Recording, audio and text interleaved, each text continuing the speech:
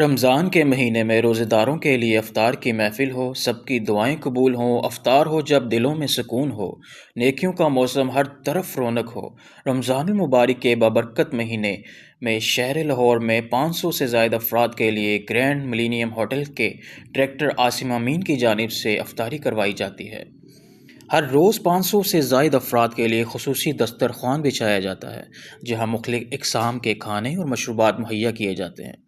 افطاری کے اس وسیع انتظام میں تازہ پھل، مشروبات اور روایتی پکوان اور دیگر لوازمات شامل ہوتے ہیں تاکہ روزے داروں کو بھرپور سہولت میسر آ سکے۔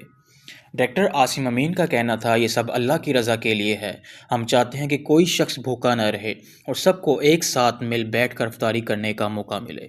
افطاری کے اس موقع پر روزے دار خصوصی دعائیں بھی کرتے ہیں، جبکہ انتظامات میں شامل رضاکار پورے خلوص کے ساتھ مہمانوں کی خدمت میں مصروف نظر آتے ہیں۔ یہ خوبصورت مناظر رمضان کی اصل روح کو اجاگر کرتے ہیں، جہاں محبت، اخوت اور احسان کی مثالیں قائم کی جاتی ہیں۔